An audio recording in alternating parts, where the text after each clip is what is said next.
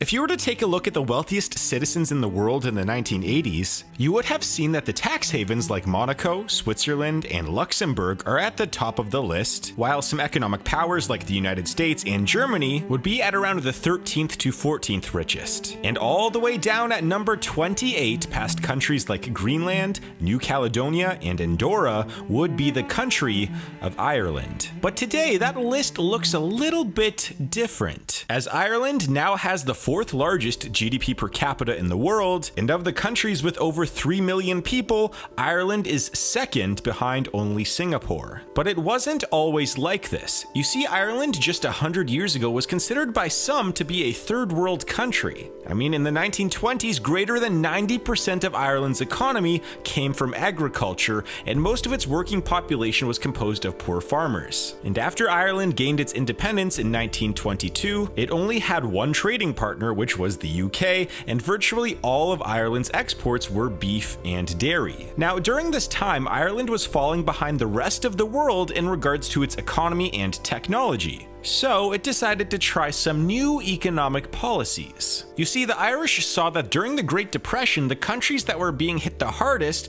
were the ones with a free market. Meanwhile, countries under communism, such as China and the Soviet Union, were actually experiencing some economic and industrial growth during that time. So the statesman Eamon de Valera decided to take some ideas from the Western world and some ideas from the communist regimes. That's why Ireland soon nationalized and monopolized a large portion of its economy. It banned most foreign trade and investment, and put high tariffs on virtually all goods from other countries. Now, these policies were supposed to help make the country self-sufficient and rapidly industrialize the nation, but that is not what happened. You see, the first thing that occurred after these economic policies were put into place was that the Irish began leaving the country at faster rates than they were before. In fact, from 1840 to 1950, the population of Ireland went from 8 million people all the way down to 4 million people. Although I should mention that the potato famine of 1845 played a major role in this as well. Now, the second thing that happened was that the Irish policymakers ran into a problem. You see, in order for a country to become industrialized, they need all of the resources required to build things like factories, ports, and modern buildings. Now, for large countries with tons of resources like Russia and China, that was not much of a problem. But for a country like Ireland, which is 0.49% the size of Russia and 0.88% the size of China, this would prove to be troublesome for the small European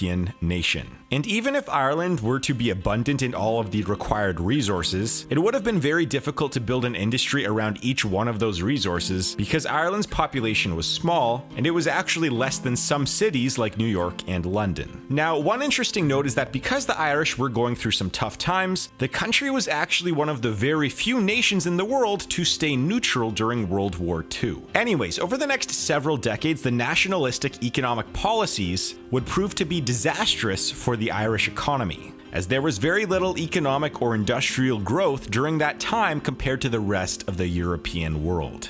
So, as virtually all communist countries have done, they decided to change their economic policy. In 1957, Ireland began accepting foreign investment. They slowly began opening up to more international trade, they started investing heavily into education, and they began selling off many of their state-owned companies. And soon after, in 1973, Ireland joined what would become the European Union, which is viewed by many as Ireland becoming a modern nation. However, things took a little bit of a turn. You see, a combination of an oil crisis, uncontrolled government spending, bank strikes, and extremely high taxes, upwards of 50% for the average person, led to one of Ireland's worst economic downfalls in its history. Unemployment in the 1980s hit 17%.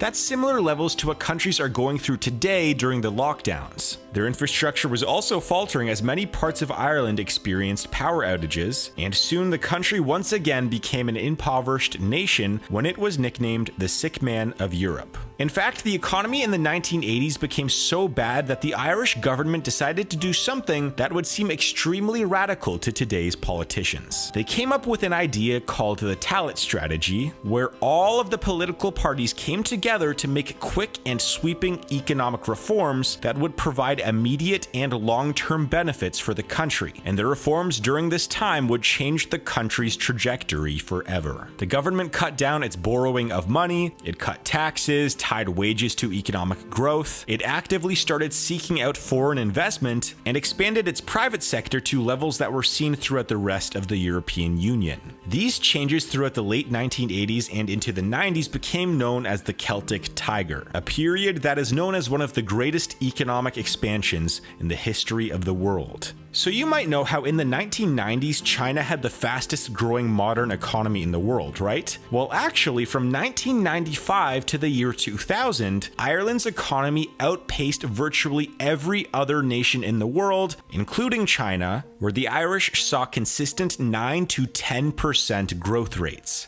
And let's put that into perspective. In the year 1987, the average Irish adult had an income that was 66% lower than that of the average person in the UK. But just 13 years later, the average Irish person had an income that was higher than the average person in the UK. And arguably the biggest reason why Ireland became such a wealthy nation during that time was because of the growth of both domestic and international corporations. You see, one of the earliest economic reforms that Ireland passed was a reduction in corporate taxes. In the 1980s, Ireland had a 50% corporate tax rate, which was one of the highest in the world. But by the early 2000s, the corporate tax rate was 12.5%, which was one of the lowest in the world. This reduction in corporate taxes and expansion of private businesses in the country led to an increase in homegrown large corporations. As of right now, there are a few dozen Irish companies with revenues of over $1 billion, and for a country with only about 5 million people, it has one of the most billion-dollar homegrown companies per capita in the world. And with these companies' expansion throughout Europe and the rest of the world, Ireland's economy kept growing at high rates for most of the 2000s and the 2010s, except for the years of the financial crisis. But then, something weird happened.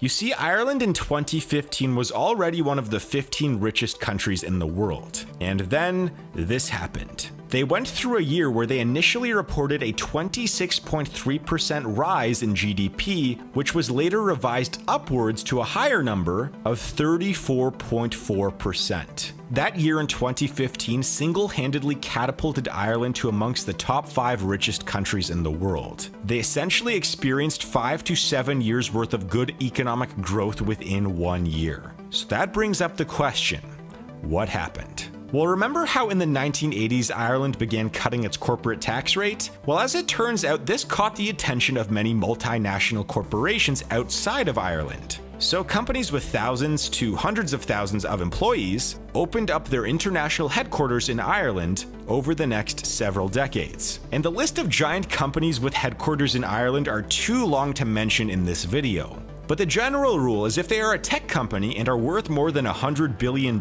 then they probably have their international headquarters in Ireland. The best examples of big names are Apple, Facebook, and Google. And it's worth mentioning that the tax incentives are only one part of the reason why companies place their headquarters in Ireland. Because countries like Hungary, Macedonia, Bulgaria, Moldova, and Bosnia are all European countries with lower tax rates than Ireland. But because Ireland has a better infrastructure, better trade relations, and an educated workforce, Ireland has a leg up on a few key differentiators for multinational corporations. But anyways, the biggest impact from these corporations was Apple. By 2012, after years of gradual increases, Apple was funneling $35 billion in profits per year into Ireland, which represented 20% of the country's GDP. But then virtually overnight in 2015, Apple shifted $300 billion worth of IP assets and tens of billions of dollars worth of profits over to their Ireland headquarters.